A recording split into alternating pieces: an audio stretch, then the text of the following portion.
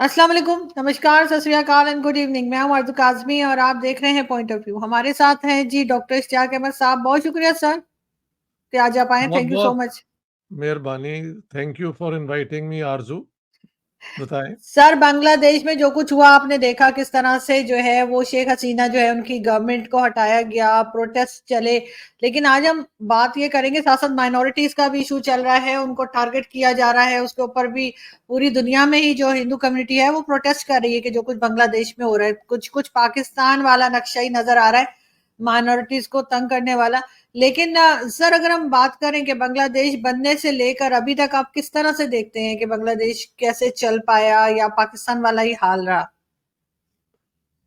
हाँ, पहले हम थोड़ी-सी बैकग्राउंड दे लें कि 1947 में जब तक़सीम हुई हिंदुस्तान की, बँटवारा हुआ, तो ईस्ट बंगाल और वो जो है वो पाकिस्तान को मिला और वेस्ट पंजाब हमारी तरफ से। ईस्ट बंगाल में उस ज़माने में सेंसस के मुताबिक 29% या 23, इनमें से 2 ही फिगर्स नज़र आती हैं, हिंदू पॉपुलेशन थी 47 में ईस्ट पाकिस्तान की।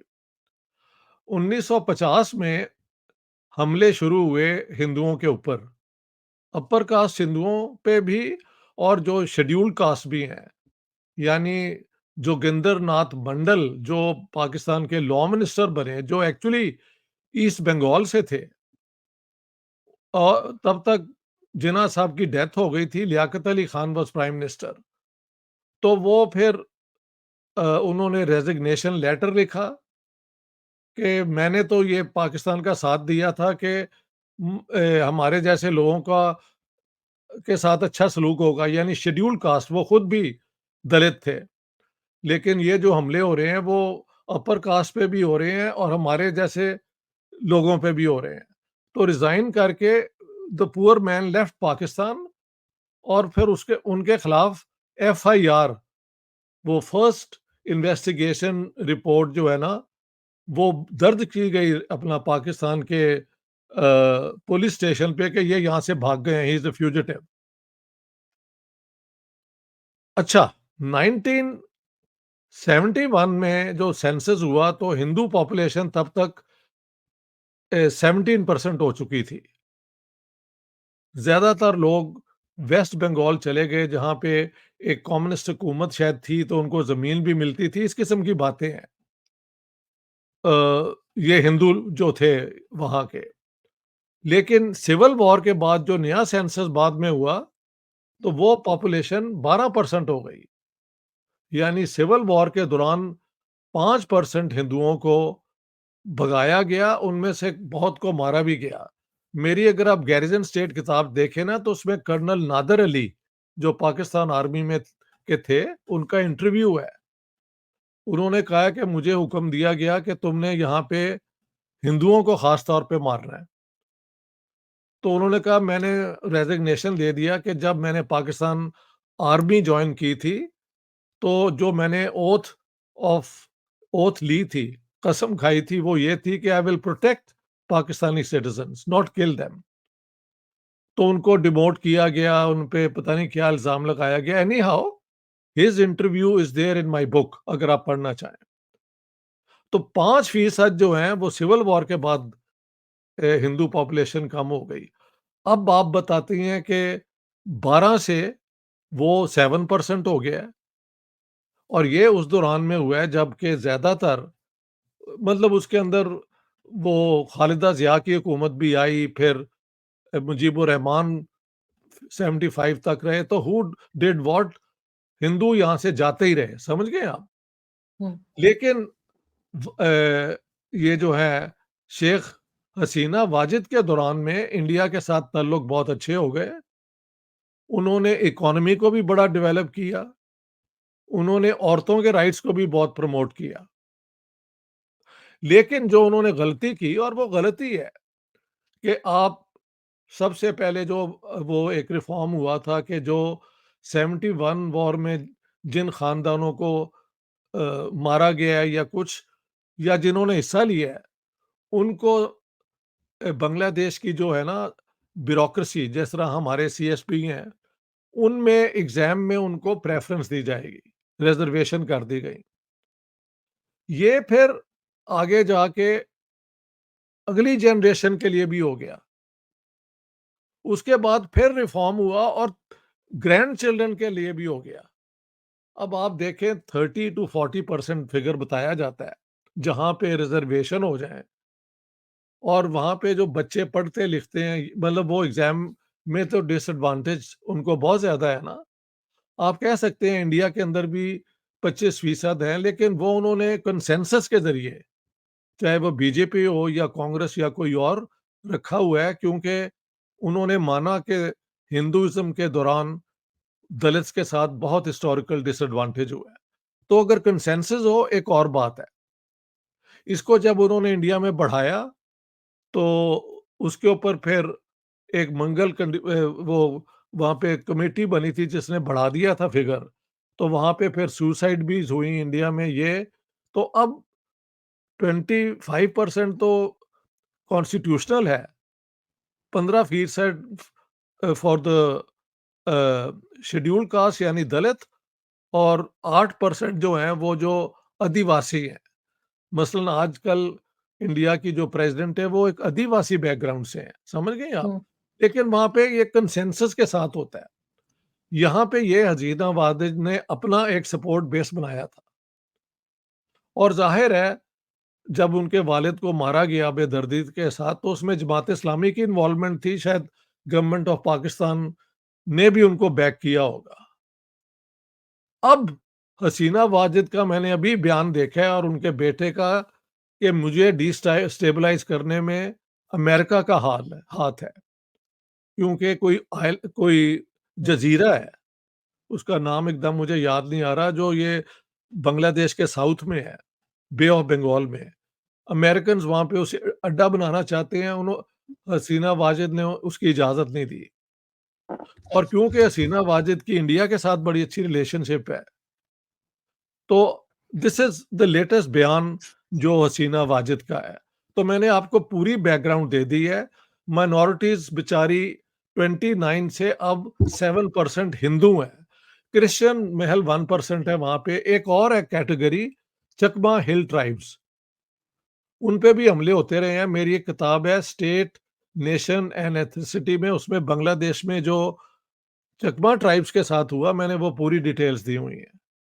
तो ये मुसलमानों का मसला है कि माइनॉरिटीज़ के ऊपर ये अपना जबर कर देते हैं, तो फिर यही रिज़ल्ट होता है। तो सर पाकिस्तान में तो ये जो कुछ बांग्लादेश में हुआ, जिस तरीके से शेख हसीना ने रिजाइन किया, उससे पहले जो प्रोटेस्ट चल रहे थे और बाद में हमने देखा कि शेख मुजीबुर रहमान के स्टेचूज को तोड़ा जा रहा था और क्या कुछ एक एक अजीब किस्म का माहौल क्रिएट किया गया। बहुत से लोग पाकिस्तान में कहने लगे कि देखो जी देखो इन्होंने ये किया, अब ये साबित हो गया कि याहिया खान और भुट्टो सही थे और ये गलत थे। क्या आप समझते हैं कि ऐसा है? नहीं, ये तो बकवास है, बिल्कुल नॉनसेंस है जो भी ये लोग हुँ, कह रहे हैं। उन्होंने तो जा उन अगर इलेक्टेड जो उनके अवामी लीग को हुकूमत बनाने देते तो पाकिस्तान टूटता ही ना यार, बात तो यहाँ पे खत्म होती है। बार-बार हम उस चीज़ को क्यों रिपीट करें? देखें, हर जगह पे स्टेट नैरेटिव को डिफेंड करने के लिए लोग होते हैं हमेशा तैयार। मीडिया पे होते हैं, उनको पे किया जाता है, हुँ, और यूट्यूबर्स होते हैं जिन्होंने कोई एक किताब नहीं पढ़ी होती। हुँ। उनका काम ही ये है इस किस्म की बातें करना। लेकिन एनी सर ये तो सीरियस, मेन स्ट्रीम मीडिया के बड़े-बड़े जर्नलिस्ट बोल रहे हैं। ये वही जर्नलिस्ट हैं जो हाँ, पे रोल हाँ। पे हैं। ये बड़े नाम यूँ हैं कि इनको बना दिया गया है। इनकी अपनी कोई हुँ, परफॉर्मेंस ऐसी नहीं है जो आउटस्टैंडिंग हो। बिल्कुल। हुँ। 1-2 जो थे उनको तो मार भी दिया गया ना, वो केस अभी तक चल रहा है एक लड़के का, एक आदमी का, सॉरी। और ये हमेशा गलत तरफ ही खड़े हुए दिखाई देते हैं। आई नो, इनके आई साथ नो, आई नो, ये हमेशा ही हुआ है तारीख में वैसे, कि स्टेट में अपने पाले हुए लोग होते हैं जो हमेशा उसके नैरेटिव को डिफेंड करते हैं। ये सिर्फ पाकिस्तान नहीं, दुनिया में हर स्टेट की अपनी नैरेटिव को डिफेंड करने के लिए पूरी तैयारी उनकी होती है। किसको क्या बनाना है, प्रोफेसर किसको बनाना है, थिंक टैंक का हेड कौन बनाना है। अगर थिंक टैंक का हेड क्रिटिकल हो जाए तो फिर तो स्टेट वाली बात नहीं ना बनती। तो ये तो अमेरिका में भी होता है, हर जगह पे होता है। तो इनको आप भूल जाएँ। हम तो हैं सच की बात करने वाले और मैंने आपको फिगर दे दिए हैं। उनको पूछें कि इज़ दिस नॉट ट्रू कि Jogendra Nath Mandal left as law minister of Pakistan when अभी पाकिस्तान बना था, अभी तो 71 भी नहीं था हुआ। फिर जिन्ना साहब ने वहाँ जाके बंगाली वाला कार्ड नहीं प्ले किया जिससे बंगाली जो है हमारे खिलाफ हो गए। पहली कैबिनेट जो बनी उसमें एक बंगाली को रखा, हालाँकि 55% पॉपुलेशन पाकिस्तान की बंगाली थी। फिर 1 यूनिट बना के जाली तौर पे इक्वल वोट कर दिए वेस्ट पाकिस्तान के और ईस्ट पाकिस्तान के, जब वो हुँ। 45 वो 55 थे, हम 45। अगर आप उस बैकग्राउंड में जाएँ तो मेरे पास तो पूरी तैयारी है ना कि ये सब नॉनसेंस है। तो सर अमेरिका का नाम जो है वो शेख हसीना ने भी लिया। अमेरिका का नाम इमरान खान ने भी कहा था जब उनकी गवर्नमेंट हटाई गई थी। आपको क्या लगता है अमेरिका मतलब इतना इन्फ्लुएंस रखता है इन कंट्रीज़ में कि यहाँ की गवर्नमेंट्स को हटा दे या बिठा दे? इन्फ्लुएंस तो उसका हर जगह है, इसमें तो कोई शक नहीं है। लेकिन मेरे ख्याल से बांग्लादेश की हुकूमत को बदल देना कोई अमेरिका का मेन, मुझे नहीं समझ आती कौन-सी स्ट्रैटेजिक एडवांटेज है उस आइलैंड के अलावा। क्या अब वो ले लेंगे? I don't think so. वो जो आइलैंड है, जी। क्या मोहम्मद यूनुस जो कि न्यू लिबरल कैपिटलिज्म के हामी हैं और उनका ग्रामीण बैंक ने डेवलपमेंट भी बहुत की है, ये मानना पड़ेगा, औरतों को बहुत फ़ायदा हुआ है। जो अब ये इंटरिम गवर्नमेंट के केयरटेकर गवर्नमेंट के बने हैं जी, जी। प्रेसिडेंट, हाँ? हुँ, और पीएम। हुँ। वो करीबी दोस्त हैं हिलरी क्लिंटन के, समझ गए आप? तो मगर आई डोंट थिंक कि अमेरिका ने ये कू करवाया है। कू हो गया है और अब उन्होंने उसको भी अकोमोडेट करना है। But I can be wrong as well, क्योंकि हसीना वाजिद जो कह रही हैं, what is the proof? Proof वही आइलैंड वाला ही है ना। तो हो सकता है ये दुरुस्त हो, भई आई डोंट नो, क्योंकि स्टेट्स जो हैं वो कोई अनाउंस करके तो अपनी हरकतें नहीं ना करती।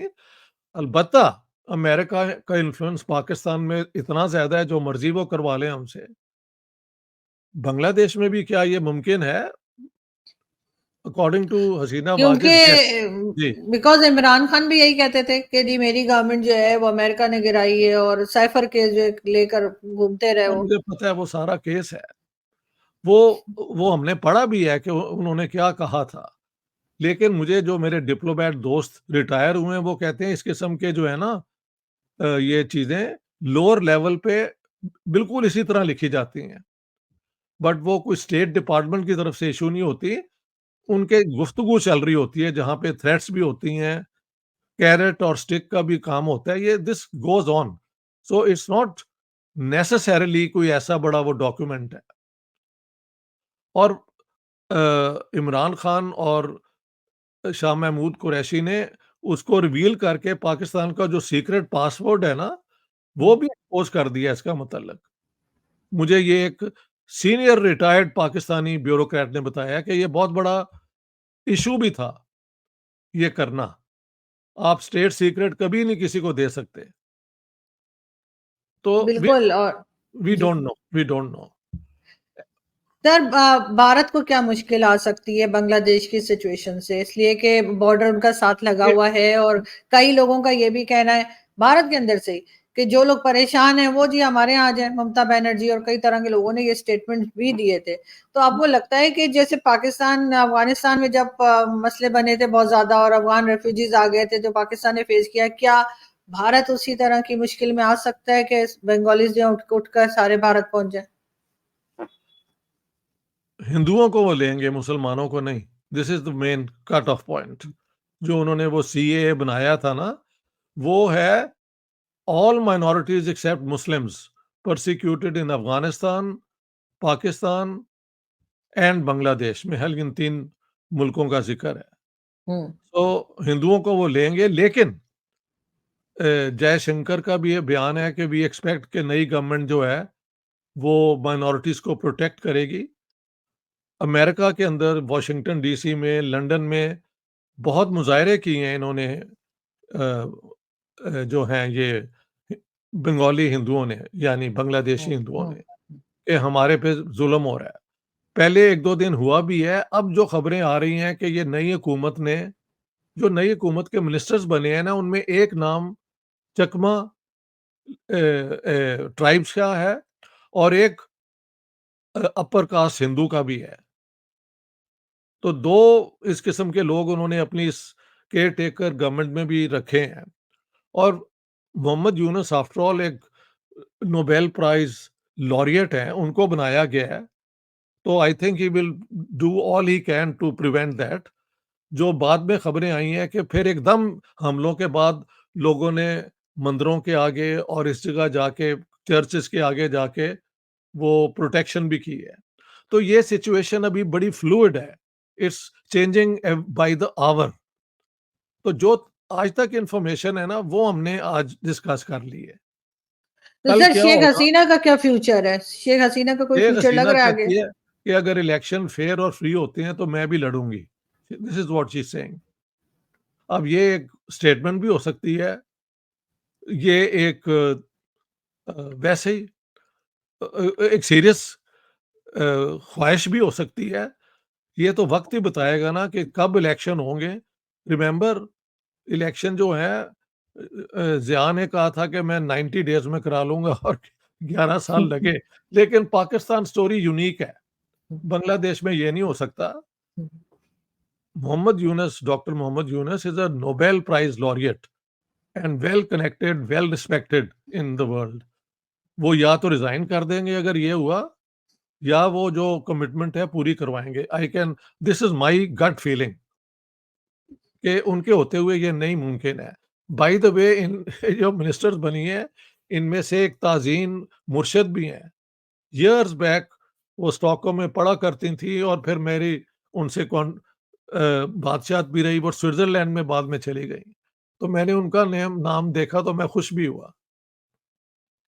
लेकिन सर जो शेख हसीना की गवर्नमेंट थी उसने काम भी बहुत किया। इवन काम पाकिस्तान के किया है। टीवी जी, चैनल्स जी, जी। पर भी उनकी तारीफ की जा रही है कि बिल्कुल उन्होंने किया है। बांग्लादेश को आगे ले जाने में बहुत काम किया। बहुत लेकिन काम किया। कहाँ पे वो गलती कर गई आपके ख्याल से? या फिर ये कि वो ड्यूरेशन बहुत ज्यादा हो गई थी, 15-20 साल के लोग तंग हो गए कि अच्छा काम किया फिर भी निकलो, नहीं, ऐसा कुछ ये हुआ है? जो है ना रिज़र्वेशन, जिसमें फ्री और फेयर कंपटीशन के ज़रिए नौकरी आप नहीं ले सकते, ये एक पॉइंट ऑफ ग्रीवेंस बना ना बहुत बड़ा।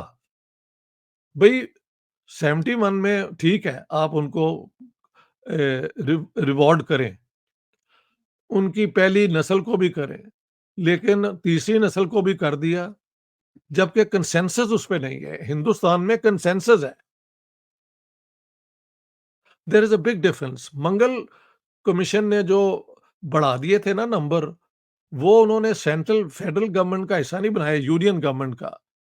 वो प्रोविंशियल गवर्नमेंट्स अगर चाहें तो हम्म। ये इस किस्म के बैकवर्ड कास्ट को उसको कर सकती हैं। लेकिन यहाँ पे इन्होंने, बांग्लादेश में तो प्रोविंस है ही नहीं ना, ये तो एक यूनिटरी गवर्नमेंट है। इट हैज़ नो प्रोविंसेस, क्योंकि इतना छोटा मुल्क है जिसमें इतनी ज़्यादा पॉपुलेशन है। तो यहाँ पे एक ही गवर्नमेंट है और एक ही उसके फैसले हैं। ये भी समझाने की ज़रूरत है। इंडिया इज़ अ यूनियन, यानी फेडरेशन है। तो प्रोविंसेस अपने-अपने, यानी स्टेट्स जो हैं अपनी-अपनी तरीके से मंडल कमीशन को अकोमोडेट करें या ना करें, ठीक है? 25% बाय कॉन्स्टिट्यूशनल कमिटमेंट है, जिस पे कंसेंसस है बीजेपी का भी और कांग्रेस और बाकी पार्टियों का भी। बिल्कुल ऐसा ही है, लेकिन सर कहीं न कहीं बहरहाल भारत को मुश्किल तो पेश आएगी जी, जो जी, जी, बिल्कुल। सिचुएशन है बांग्लादेश में, इसलिए कि ज़रूरी नहीं है कि सब लोग सीए के अंदर ही जो है वो होकर और भारत पहुँचे, कई लोग जो है उसके बगैर भी जाने की कोशिश करेंगे। अब आपको लगता है ऐसा होगा? कितने जाएँगे, कितने ना, ये होगा, ये चंद दिनों में ही देखेंगे। इंडिया ने कोई उन्हें इनवाइट नहीं किया, बल्कि उन्होंने तो कहा है कि you protect your minorities. After all Bangladesh को फ़ायदा भी इंडिया के साथ तो बहुत हुआ है ना। हुँ। पाकिस्तान की तरह उन्होंने आर्म्स रेस की कोई ज़रूरत नहीं पड़ी। जो उनके टेरिटोरियल डिस्प्यूट थे उन्होंने रिज़ॉल्व कर लिए हैं। इकोनॉमिक डेवलपमेंट जो बांग्लादेश की हुई है, उसमें इंडियन इन्वेस्टमेंट का बहुत रोल है। तो जो नई गवर्नमेंट है, वो इन चीज़ों को इग्नोर नहीं कर सकती। शुरू-शुरू में पहले 1-2 दिन जमात-ए-इस्लामी वालों को एक फ्री हैंड मिल गया है। लेकिन मेरे ख़्याल से वो जमात-ए-इस्लामी का जो वो है ना ए प्रोग्राम इस्लामाइज़ेशन का, उसको आगे नहीं बढ़ने देंगे। Bangladesh is not Pakistan, remember that. No, बिल्कुल सही। बांग्लादेश अभी भी सेक्युलर स्टेट है, इस नई गवर्नमेंट के होते हुए भी। तो होता ये है, जिस तरह 47 में जब स्टेट की अथॉरिटी खत्म हो गई, तो फिर लूट-मार बहुत हुई ना।